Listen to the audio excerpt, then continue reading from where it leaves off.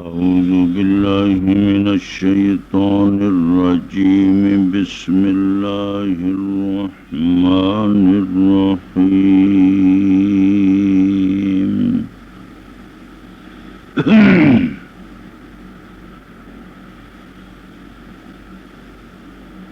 والله أنزل من السماء ماء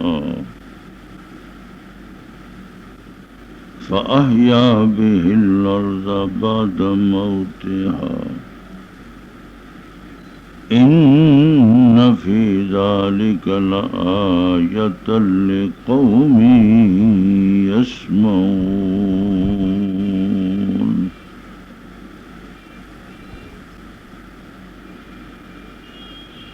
وإن لكم في الأنعام لعبرة نسقيكم مما في بطونه من بين فرث ودم لبنا خالصا سائغا للشاربين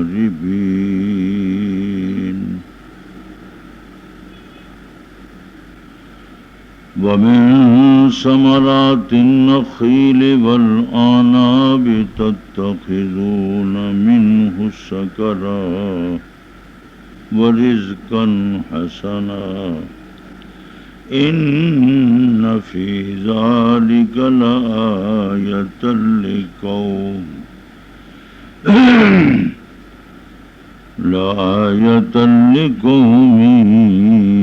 يأكلون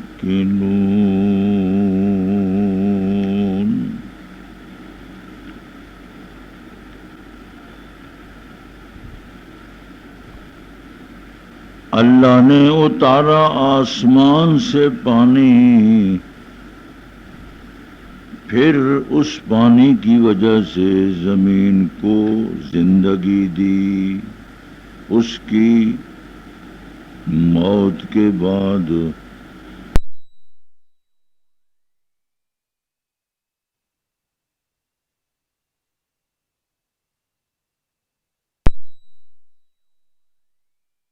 بے شک اس میں بھی البتہ نشانی عبرت ہے اس قوم کے لیے جو کان لگاتی ہے۔ بے شک تمہارے لیے جانوروں میں سوجھ بوجھ عبرت ہے، ہم پلاتے ہیں تم کو اس میں سے جو ان کے پیٹ میں ہے، گوبر اور خون کے درمیان میں سے دودھ ہے صاف ستھرا، رچتا بستا ہے پینے والوں کے لیے، اور کھجور کے پھلوں میں سے اور انگور بناتے ہو تم اس سے نشہ اور عمدہ رزق روزی۔ بے شک اس میں البتہ نشانی ہے عقل والی قوم کے لیے۔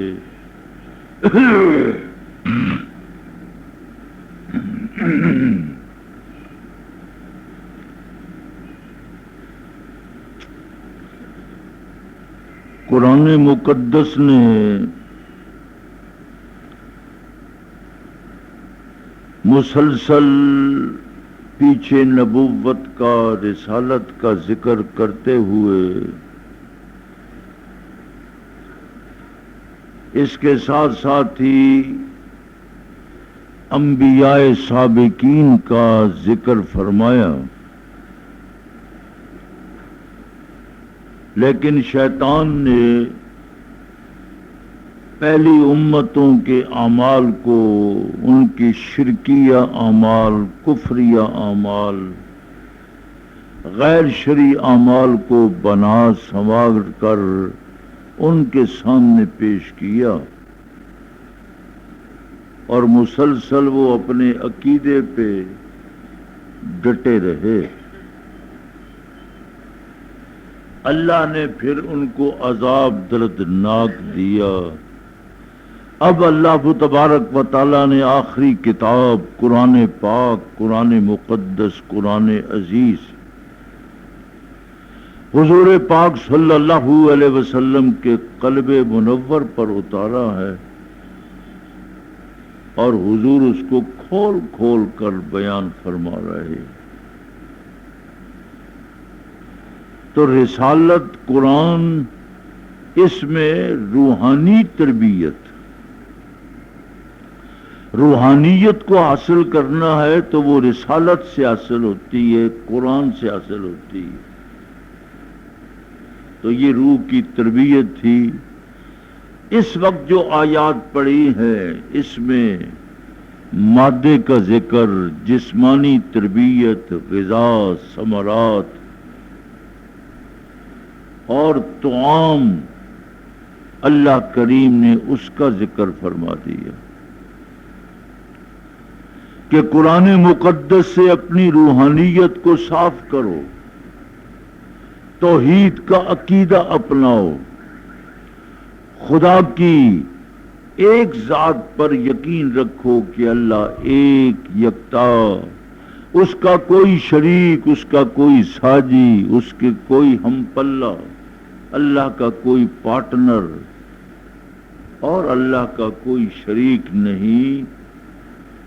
اور اس کے ساتھ ساتھ ہی ہم نے آسمان سے تمہارے لیے پانی اتارا، آسمان سے بارش، اس بارش سے ہی زمین کی آبادی ہے۔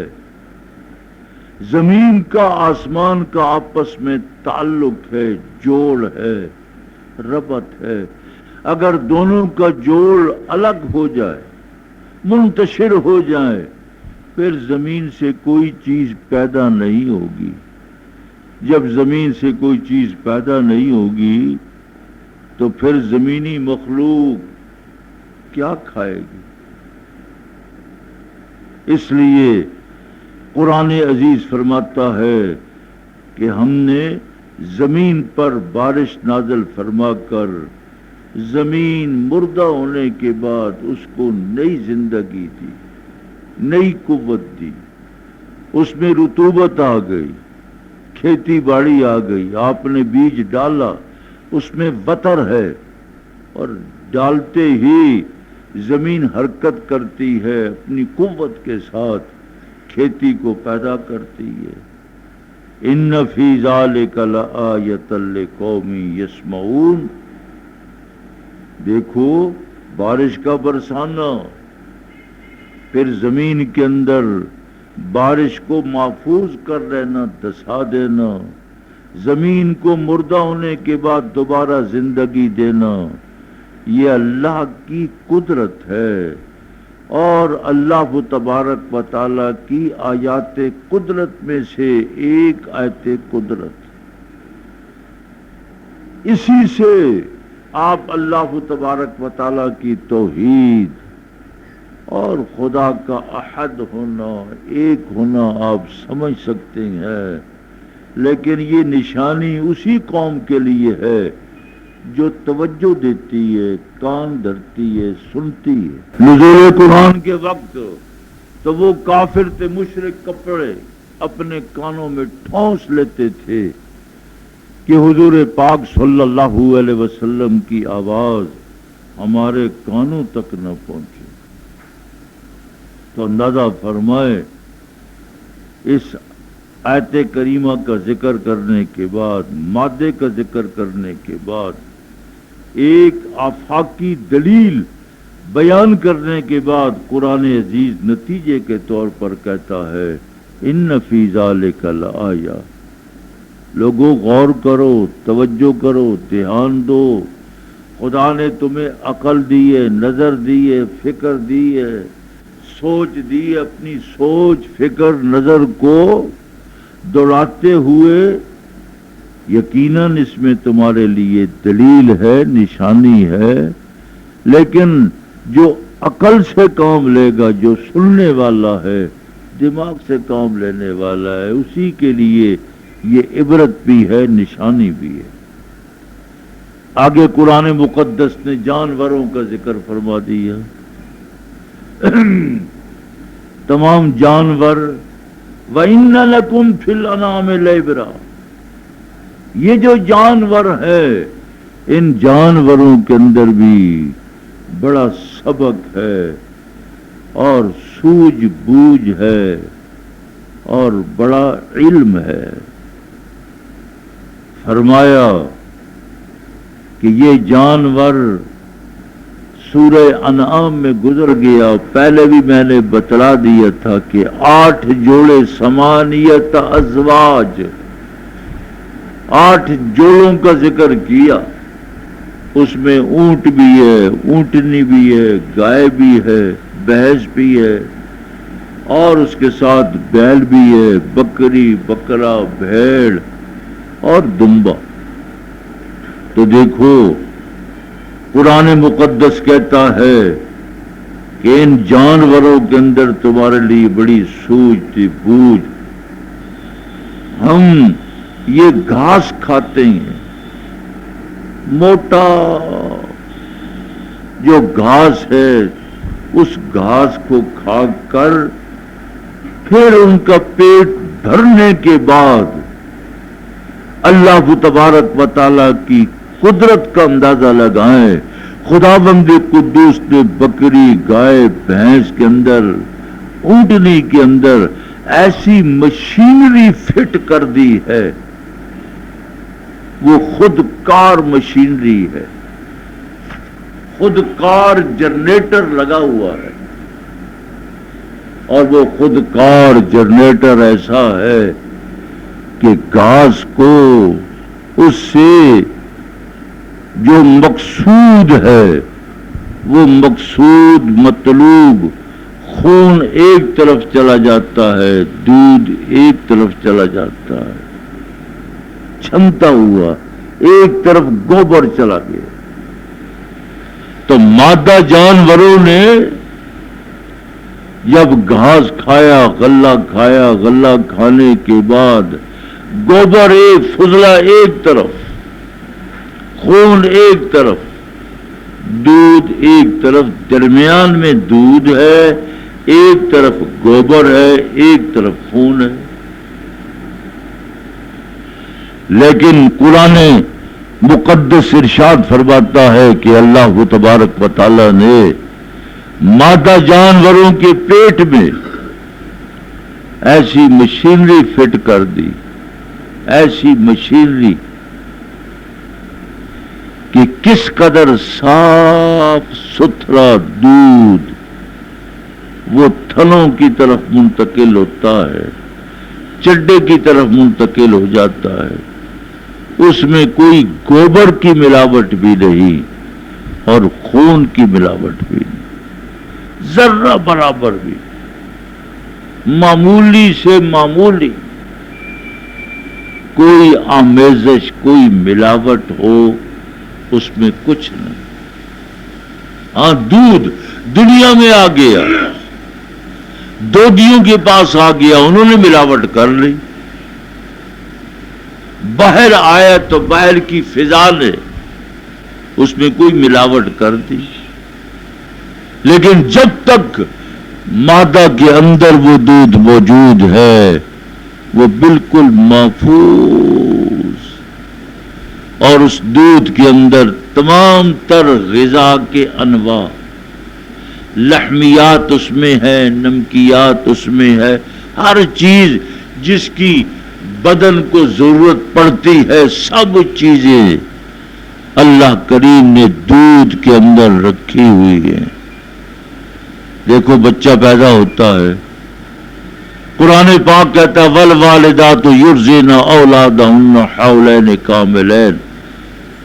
ماں اپنے بچے کو 2 سال تک دودھ پلائے. جو بچہ ماں کی چھاتی سے دودھ پیتا ہے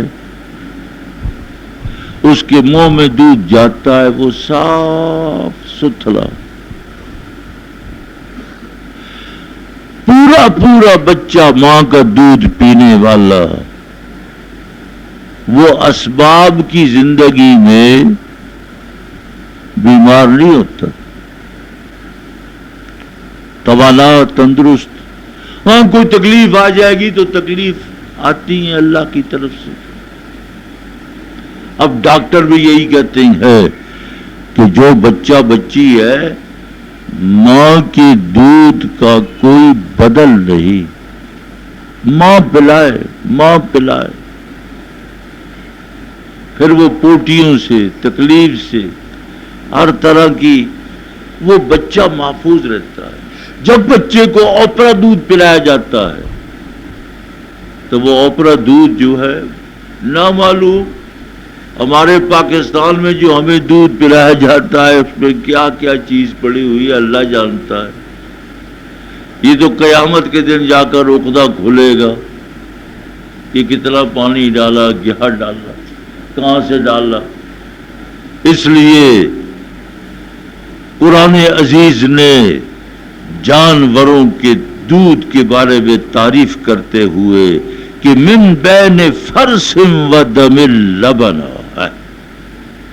درمیان سے وہ اللہ تبارک و تعالی دودھ نکالتا ہے خالصاً، ستھرا.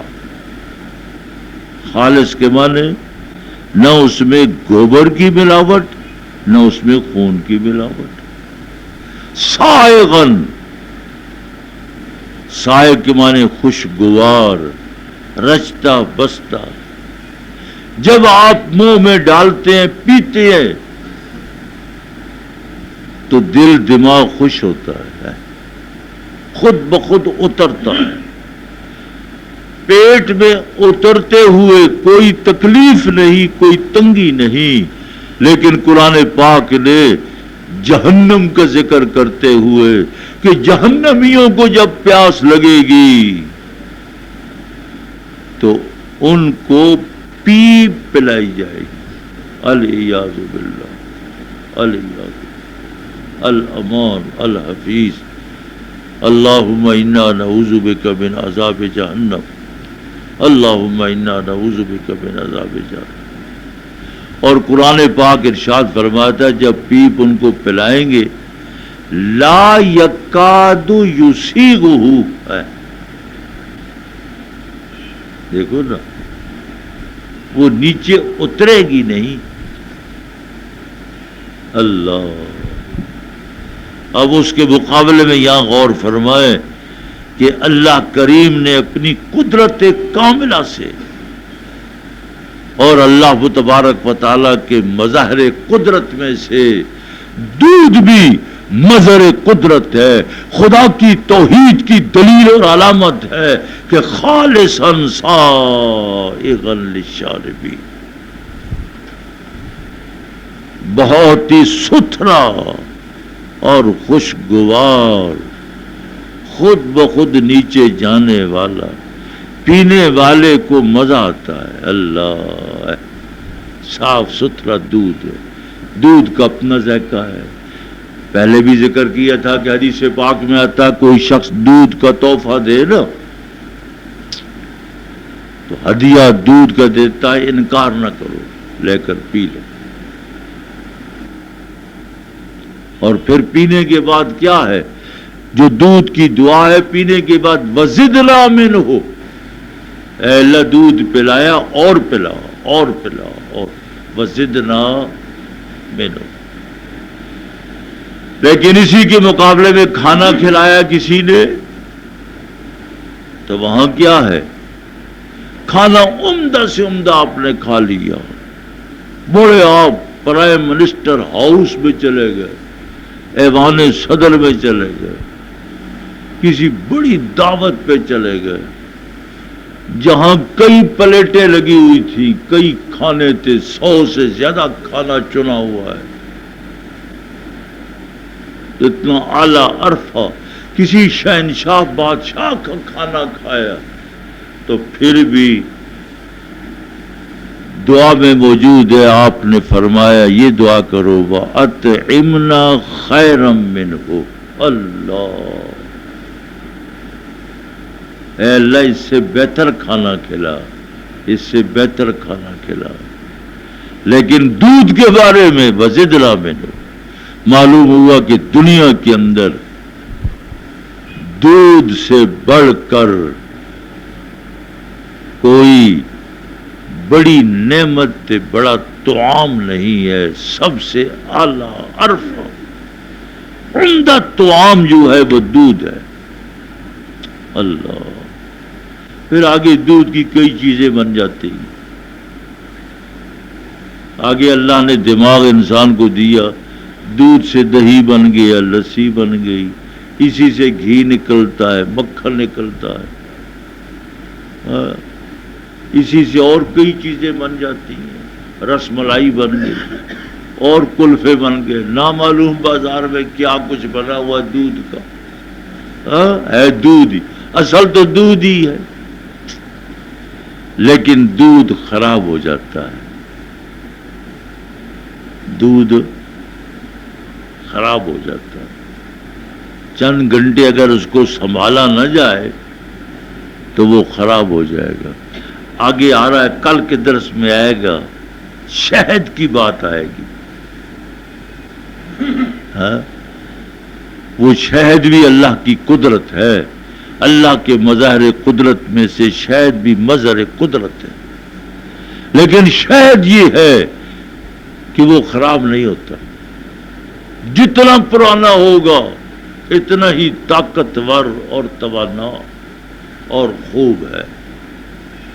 دیکھو تمام دواخانے، ہمدرد، کرشی، اجمل، فلاں فلاں، جتنی معجونیں بنتی ہیں، معجونوں کو سنبھالنے کے لیے وہ شہد ڈالتے. جب شہد ڈال دیا گیا، شہد تو خود خراب نہیں ہوتا، عمدہ چیز ہے، معجون کو بھی محفوظ رکھتا ہے. سال کی بنی ہوئی ہے، 2 سال کی بنی ہوئی ہے، کوئی خرابی نہیں اس میں. تو دودھ اللہ پاک نے یہاں ذکر فرما دیا کہ من بین فرث ودم لبنا خالصا سائغا للشاربین، بڑا خوشگوار ہے. آگے ذکر فرمایا کھجور.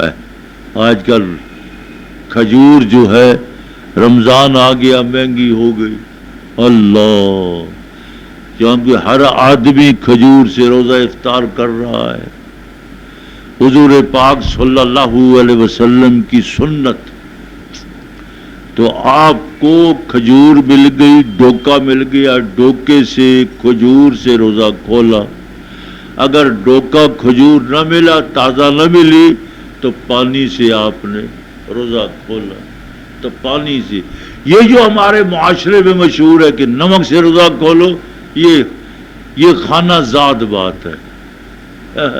یہ خانہ زاد ہے، گھڑی ہوئی ہے. کوئی نہیں، ویسی کسی جاہل نے بات مشہور کر دی ہے لوگوں میں. بس 2 ہی باتیں، کھجور ہے تو ٹھیک ہے، پانی تو پانی تو ہر جگہ موجود ہے، پانی سے روزہ افطار کر لیں. اس لیے فرمایا کہ کھجور، پھر کھجور کی انواع دیکھیں. اللہ، کھجور میں کتنی قسمیں ہیں. ہاں، ایک اجوا کھجور. اللہ، ہاں جی، اجوا کھجور آپ نے کتنی بڑی تعریف کی ہے، اور مہنگی ترین کھجور ہے. اگر کسی پر جادو چلا ہوا ہو، اجوا کھجور 7 کھجوریں روزانہ کھاتا رہے، ختم، اس کے بدن سے کالا علم نکل جائے گا. اللہ، حدیث پاک میں موجود ہے. اجوا کھجور کی آپ نے تعریف فرمائی، مہنگی ترین ہے.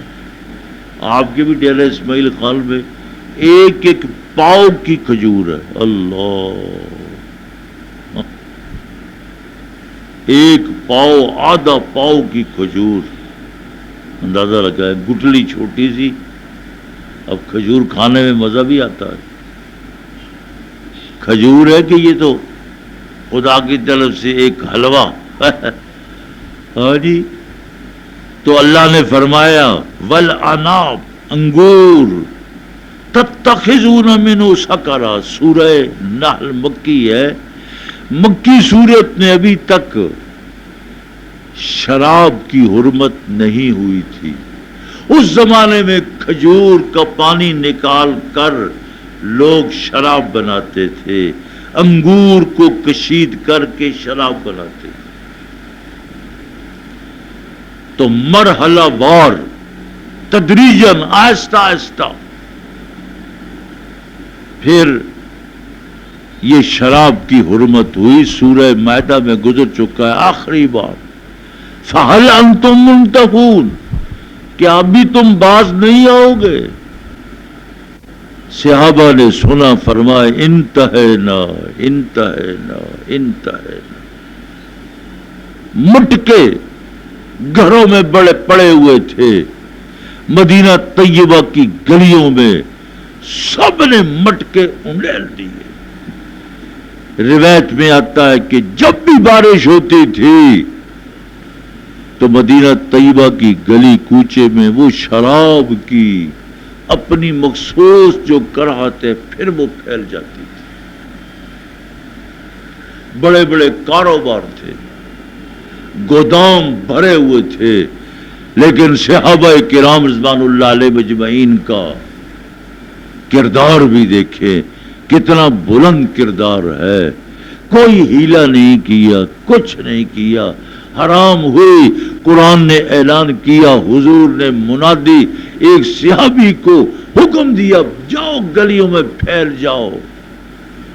اور حدیث میں آتا ہے کہ ایک محفل لگی ہوئی تھی، شراب پی رہے تھے، آواز پہنچی، وہیں سے پیالہ الگ کر دیا. اللہ اللہ. ہم روزہ رکھتے ہیں، صبح کی اذان ہوتی ہے تو روزہ دار چائے پیتے ہوئے اذان ہو گئی ہے میاں بس کر ہونا، وہ پی جاندہ. وہ حالی وقت ہے وے میرا، حالی وقت ہے وے. قربان جاؤں ان صحابہ پر. اللہ. حضور کا منادی، حضور کی طرف سے ہوکا دینے والا ہوکا دے رہا ہے کہ شراب حرام ہو گئی ہے، حرام ہو گئی. وہی جو منہ میں تھا اس کو بھی باہر پھینک دیا. اللہ، کیسی حضور نے تربیت کی ہے. وہ عاشق تھے، محب تھے. فرمایا دیکھو یہ بھی دلیل ہے کہ تدریجاً یہاں دو باتیں کی ہیں قرآن نے. تتخذون منہ سکرا ورزقا حسنا، الگ الگ کر دیا. دونوں کو الگ کرنا کہ تم اس سے شراب بھی بناتے ہو ورزقا حسنا، تم اس کا جوس بھی بناتے ہو، جوس بنا کر پی سکتے ہیں آپ. کھجور کا جوس ہے، انگور کا جوس ہے، تو جوس آپ پی سکتے ہیں، وہ جائز ہے، حلال ہے، اس میں قوت ہے، طاقت موجود ہے. تو یہاں الگ الگ، یہ الگ الگ ذکر کرنا اس بات کی دلیل ہے کہ خدا نے، اللہ نے ایک وقت میں جا کر حکم دینا تھا کہ شراب حرام ہے. ان فی ذالک لآیہ. دیکھو انداز قرآن کا وہی ہے، اسلوب وہی ہے. عادت اپنی سابقہ عادت کے مطابق قرآن مقدس اب یہاں بھی نتیجہ نکالتا ہے، پہلے بھی نتیجہ نکالا. ان فی ذالک لآیہ، یہاں بھی قرآن کہتا ہے ان فی ذالک لآیہ لقوم یاکلون. اگر کوئی ثمرات نخیل میں، ثمرات عناب میں اور اسی طرح دودھ میں غور و فکر کرے گا تو خدا کی توحید، خدا کی وحدانیت، اس کا ایک ہونا اسے سمجھ آئے گا کہ یہ اللہ کی قدرت ہے، اللہ ہی کرنے والا ہے. اللہ، وہاں کسی مادے کا کوئی دخل نہیں، کسی ولی کا کوئی دخل نہیں، کسی پیغمبر کا کوئی دخل نہیں، اور کسی بت کا کوئی دخل نہیں ہے. سب کچھ اللہ کے قبضہ قدرت میں ہے. اللہ اپنے قبضہ قدرت سے تمہیں دودھ مہیا کرتا ہے اور پھر تمہیں کھجوریں کھلاتا ہے، انگور کھلاتا ہے. اس لیے خدا کی توحید کو سمجھنے والوں اس میں غور کرو. اللہ پاک نے اس کا تذکرہ کا فرما کر، کیونکہ مخصوص لوگ جن کا کام ہی کھجوروں کا ہے اور کوئی کام نہیں، باغات ہیں، کھجوریں اتار رہے ہیں، بیچ رہے ہیں، کام ہی انگوروں کا ہے، کام ہی دودھ کا ہے، تو اللہ نے ان کو بھی عقلی دلیل سمجھانی تھی، اور دودھ کا کام کرنے والوں، دودھ بیچنے والوں، دونے والوں، تم ابھی بھی مشرک ہو، شرک کرتے ہو، خدا کا شریک ہے۔ کیسے خدا کا شریک ہے؟ دودھ میں غور کر، کیسے اللہ پاک گوبر اور خون کے درمیان سے دودھ نکالتا ہے، یہ اللہ ہی نکالنے والا ہے، اس کا کوئی شریک تساجی نہیں۔ اندازہ فرمائے، اللہ نے جانوروں کو، پالنے والوں کو اور باغات کا کام کرنے والوں کو، انگور بیچنے والوں کو بھی، تم مشرک ہو۔ انگور میں غور کرو، خدا کی توحید اس کے اندر موجود ہے۔ الحمدللہ